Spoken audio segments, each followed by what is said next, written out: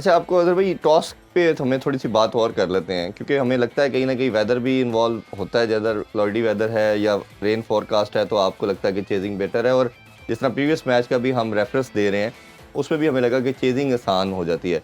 और हमने रिकॉर्ड भी जो देखा है आयरलैंड का कि वो चेज अच्छा करते हैं। तो आपके ख्याल में अगर टॉस जीता तो चांस बन सकता है उनका? देखिए, जो जो पिच हमने देखा है लास्ट श्रीलंका साउथ अफ्रीका के गेम में भी, वो स्पिनर को ठीक है, लेकिन फास्ट बॉलर को थोड़ा एक्स्ट्रा, स्पेशली सीम जी। बॉलर्स को सपोर्ट कर रहा था। अनइवन बाउंस भी कहीं ना कहीं नज़र आया, और हमें बॉल सीम होता हुआ नज़र आया, फंसता हुआ बॉल पिच पे नज़र आया। तो उसमें अगर आयरलैंड पहले बॉलिंग करता है तो उनको एक एडवांटेज ये है कि उनके पास टोटल उनके सामने होगा। अगर किसी न किसी तरीके से वो लो टोटल पे उनको आउट कर लेते जी। हैं, फिर वो प्लान आउट कर सकते हैं। लेकिन अगर वो पहले बैटिंग करते हैं तो इंडिया की इतनी स्ट्रांग बॉलिंग है कि वो उनको ऐसा टोटल नहीं बनाने देगी जिससे वो जो फाइट करें सेकंड इनिंग में, क्योंकि उनके पास बैकअप में कोई बहुत ज़्यादा अच्छे स्पिनर्स नहीं है। उनका अगर वो बैंक करते हैं तो अपने पेसर्स के ऊपर, जब भी जी। वो टीम को किसी को आगे लगाते हैं या प्रेशराइज करते हैं तो अपनी सीम बॉलिंग से ही ज़्यादातर करते हैं। एक्स्ट्रॉर्डनरी पेस भी उनके पास नहीं है। पहले इनके पास एक बॉयड रैंकिन होते थे, वो काफ़ी जी। टॉप, बाद में इंग्लैंड से भी खेले तो उनको बाउंस और पेस मिलती थी। लेकिन बाकी इनके जितने भी हैं वो वो मीडियम अराउंड पेसर है, हाँ जी। 128, 126, 130 तक घूमते हैं।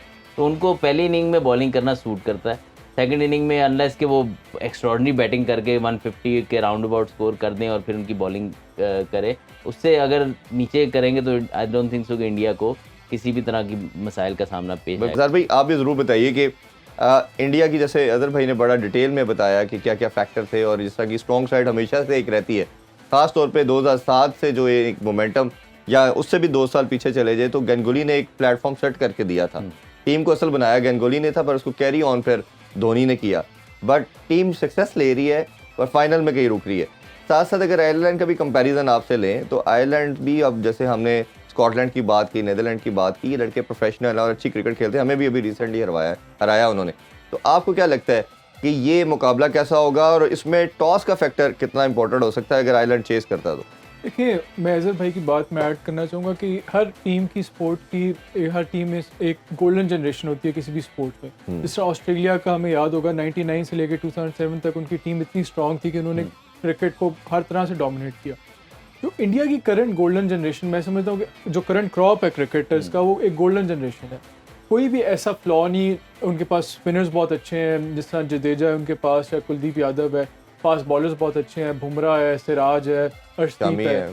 शामी है। जब उनकी बैटिंग पे आते हैं तो उनकी अगर अभी बैटिंग जो स्क्वाड देखें, शर्मा हो गया, रोहित कोहली हो गया, या सूर्या कुमार यादव हो गया, who is probably the best T20 player in the world right now, Rishabh Pant हो गया, तो कोई फ्लॉ नज़र नहीं आता, कोई कमज़ोरी नहीं आता, और ये किसी किस्म की उनकी गोल्डन जनरेशन चल रही है। लेकिन unfortunately from the point of view of Indian cricket fan, ये एक बड़ी मिस्ट्री है कि जितनी उन्हें सक्सेसफुल होना चाहिए इस साइड को, उतना नहीं हो पा रहे। और कहीं ना कहीं वो जब latter half of the station में जाते हैं, जब टूर्नामेंट में जाते हैं, वहाँ कोई मिस्टेक हो जाती है तो वो टाइटल नहीं जीत पा रहे।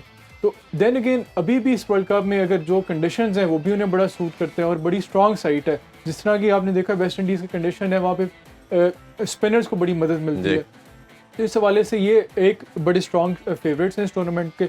आयरलैंड ने भी अपनी गेम को बहुत इम्प्रूव किया है, और जो हालिया मैच हुआ है साउथ अफ्रीका और श्रीलंका का इस ग्राउंड में, उस हवाले से टॉस बड़ा इंपॉर्टेंट हो गया है। जो भी टीम टॉस जीतेगी वो कोशिश करेगी कि पहले बॉलिंग ले, क्योंकि जिस तरह हमने देखा कि लास्ट मैच में श्रीलंका भी टारगेट को असेस नहीं कर सके, सिचुएशन को नहीं असेस कर सके, और बड़ा चीपली आउट हो गए।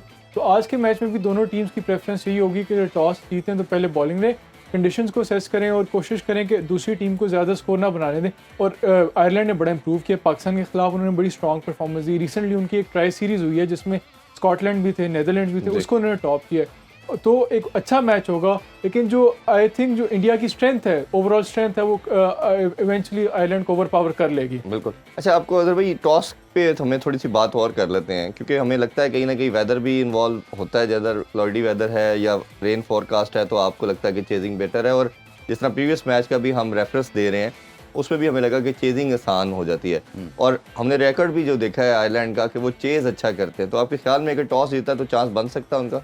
देखिए, जो पिच हमने देखा है लास्ट श्रीलंका साउथ अफ्रीका के गेम में भी, वो स्पिनर को ठीक है, लेकिन फास्ट बॉलर को थोड़ा एक्स्ट्रा, स्पेशली सीम बॉलर्स को सपोर्ट कर रहा था, अनइवन बाउंस भी कहीं ना कहीं नज़र आया और हमें बॉल सीम होता हुआ नज़र आया, फंसता हुआ बॉल पिच पे नज़र आया। तो उसमें अगर आयरलैंड पहले बॉलिंग करता है तो उनको एक एडवांटेज ये है कि उनके पास टोटल उनके सामने होगा, अगर किसी न किसी तरीके से वो लो टोटल पे उनको आउट कर लेते हैं जी। फिर वो प्लान आउट कर सकते हैं। लेकिन अगर वो पहले बैटिंग करते हैं तो इंडिया की इतनी स्ट्रांग बॉलिंग है कि वो उनको ऐसा टोटल नहीं बनाने देगी जिससे वो जो फाइट करें सेकंड इनिंग में, क्योंकि उनके पास बैकअप में कोई बहुत ज़्यादा अच्छे स्पिनर्स नहीं है। उनका अगर वो बैंक करते हैं तो अपने पेसर्स के ऊपर, जब भी जी। वो टीम को किसी को आगे लगाते हैं या प्रेशराइज करते हैं तो अपनी सीम बॉलिंग से ही ज़्यादातर करते हैं। एक्स्ट्रॉर्डनरी पेस भी उनके पास नहीं है।